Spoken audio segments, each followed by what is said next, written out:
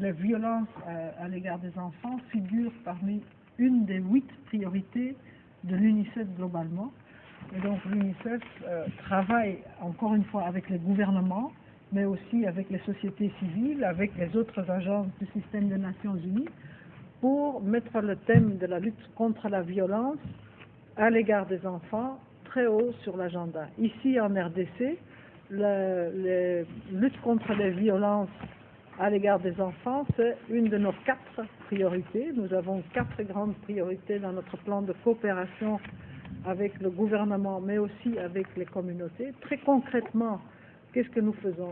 Un des grands thèmes de notre travail, c'est travailler pour mettre en place, et ça on fait avec Madame la ministre du genre et de l'enfance, c'est de travailler pour que les communautés elles-mêmes puissent être protectrices des enfants.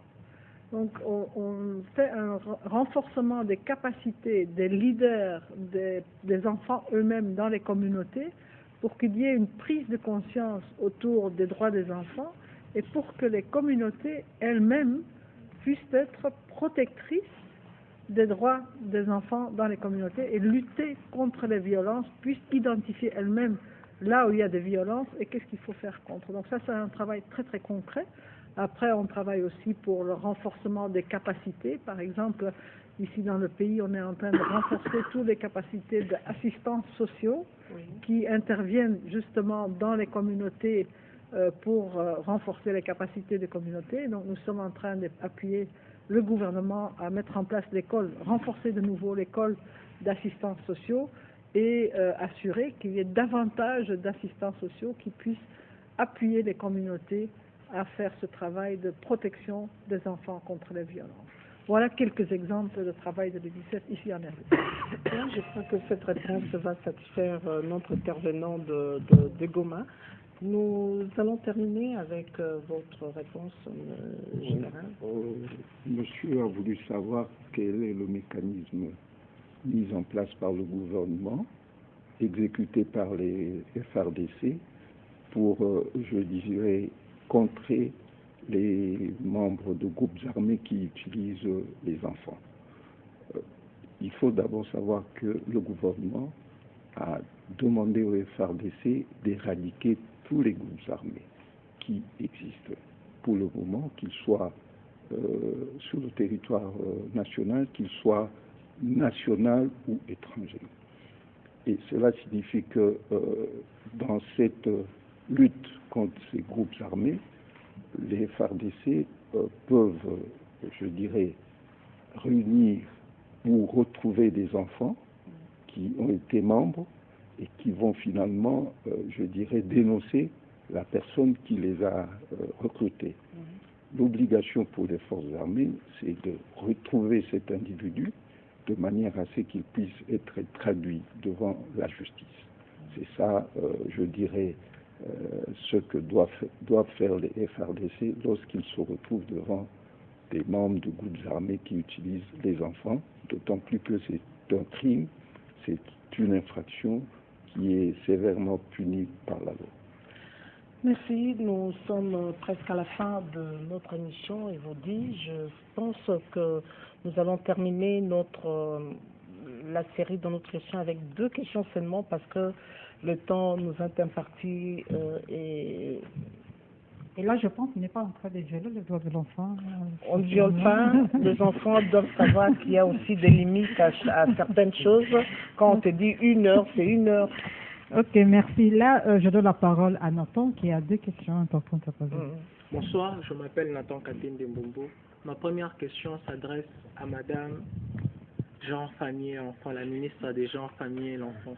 Si aujourd'hui d'autres parents continuent toujours à terroriser leurs enfants en famille, c'est parce qu'il y a du cause des conditions telles que des traditions, de religion et des coutumes. Mais ces mêmes parents-là encore sont encore, donc ils ont encore des sobriquets ou bien des surnoms donnés par leurs enfants tels que Dieu Goliath, Dieu Barabbas, Papa Lion. Quand nous prenons la marque de la voiture marque 2, quand nous voyons 4 phares, quand les enfants voient déjà 4 phares et disent 4 phares est venu, on doit entrer à la maison. Qu'est-ce que vous faites pour aider ces enfants-là? Parce qu'il y a plusieurs enfants qui sont victimes de ces cas. Ma deuxième question va s'adresser à tous nos 5 invités. Nous vous félicitons pour le loi. les textes, les stratégies et le plan d'action que vous menez en faveur de l'enfant congolais depuis 1924. Mais malheureusement, l'enfant congolais aujourd'hui continue toujours à mourir de faim. L'enfant congolais aujourd'hui est violé. L'enfant congolais subit de mauvais traitements. L'enfant congolais est abandonné à la rue. En bref, on veut dire par là quoi, le droit de l'enfant est toujours violé. Qu'est-ce que vous avez amené de nouveau pour changer la vie de l'enfant congolais et mettre fin aux violences faites à l'enfant congolais? Voilà, ce sont les deux dernières questions de Nathan et le temps presse. Je crois que vous allez avoir le temps de nous donner la réponse, Madame la Ministre. D'accord, merci beaucoup Nathan pour votre question. Je constate vraiment que vous êtes un fin observateur de tout ce qui se passe dans notre communauté. Il y a des familles où les papas, les mamans aussi ont des sobriquets. Il y en a qu'on appelle Dame de Fer, il y en a qu'on appelle Madame Thatcher. Donc c'est pas seulement les papas, il y a aussi il y a aussi des mamans qui ont des sobriquets. Non, je voudrais vraiment ici interpeller les parents parce que quand on commence à vous appeler par des sobriquets, c'est-à-dire qu'il y a un problème sérieux dans votre famille, on commence à vous craindre, on ne vous respecte plus. Et c'est même pareil aux parents général qui est à côté. Quand à la maison, on commence à vous appeler général est là, c'est qu'il y a un problème. Parce que vous êtes général au travail, mais à la maison, vous êtes papa. Donc, il faut vraiment que ça puisse nous interpeller comme parents. Dans l'analyse qui a été faite de la situation dans le plan d'action pour la prévention et la lutte contre les violences faites aux enfants, on est revenu sur certaines dispositions liées aux coutumes qui ont été identifiées et également spécifiées selon les provinces.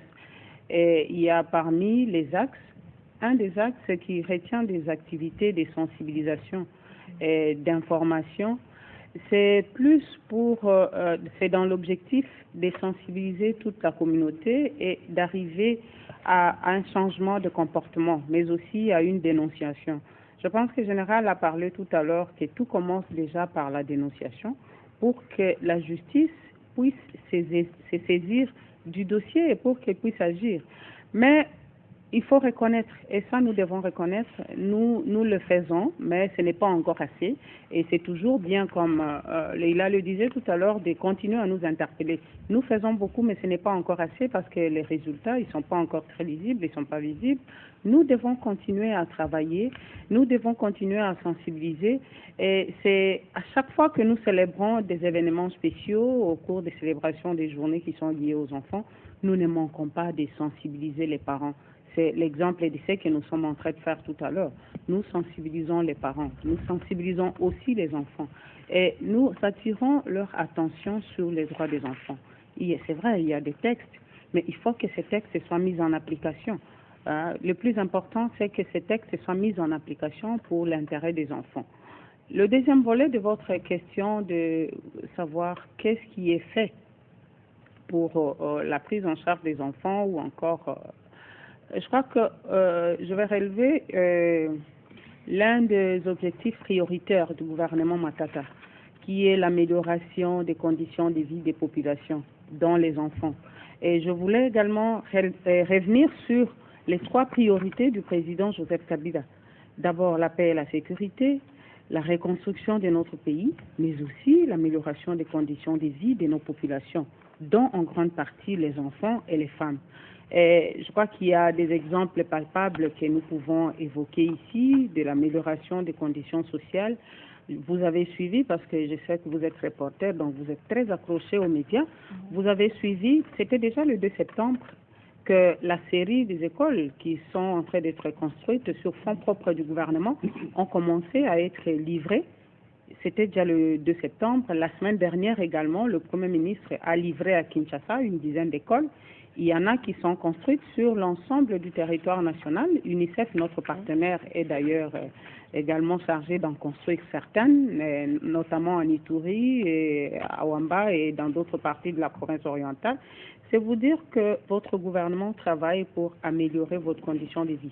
Il y a aussi des hôpitaux qui seront réhabilités, qui seront équipés, et c'est vous dire que nous travaillons. Ce n'est pas encore assez, mais l'engagement est là, que nous puissions travailler davantage pour que les enfants puissent étudier dans de bonnes conditions, pour que les enfants puissent bénéficier des soins de santé de qualité. Merci.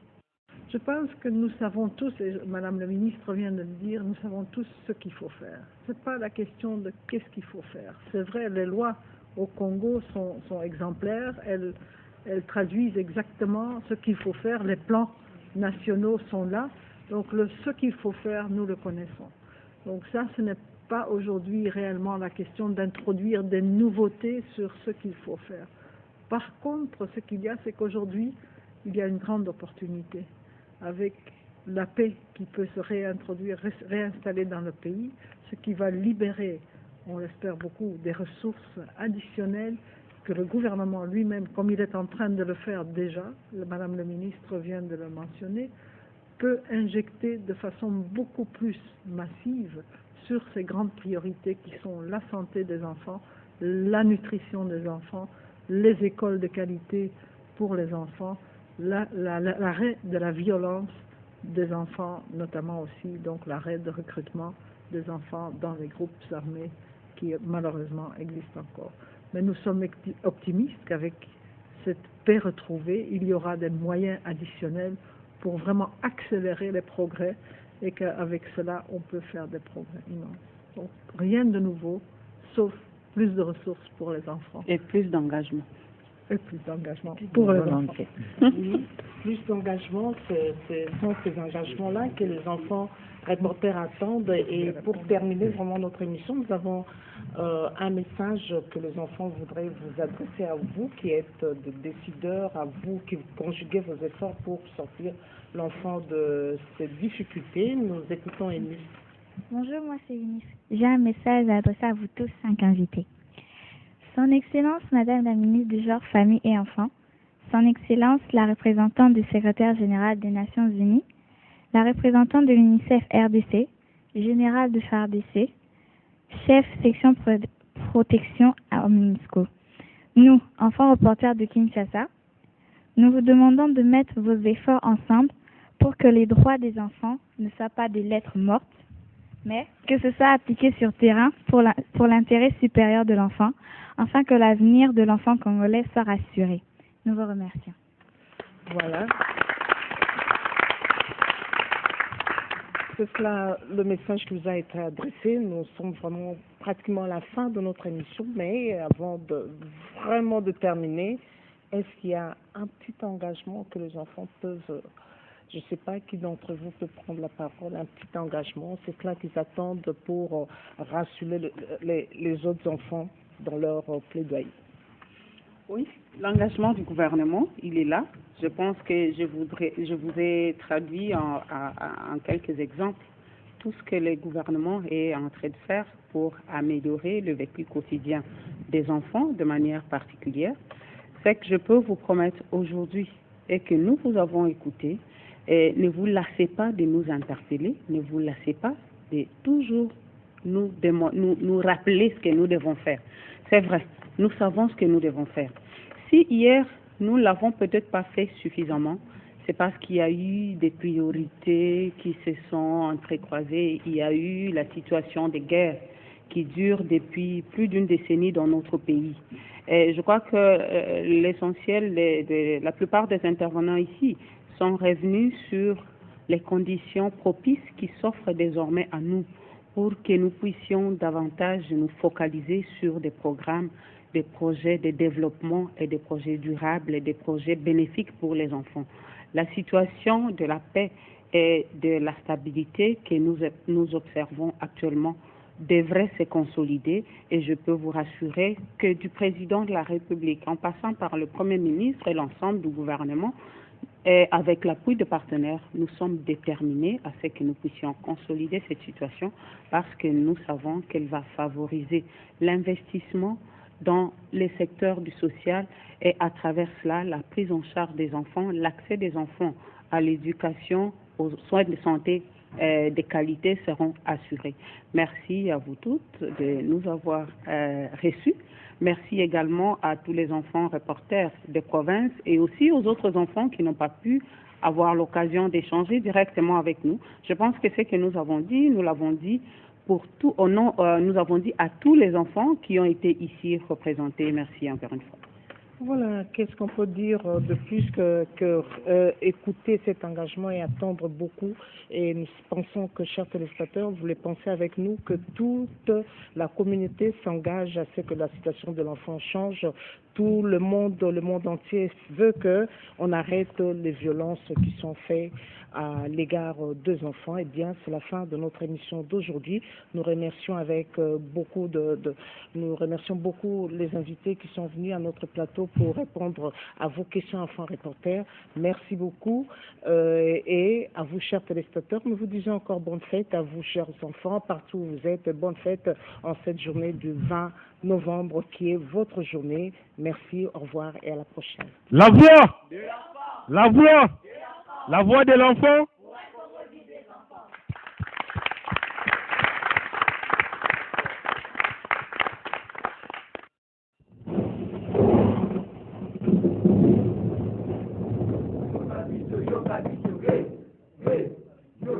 Yoga,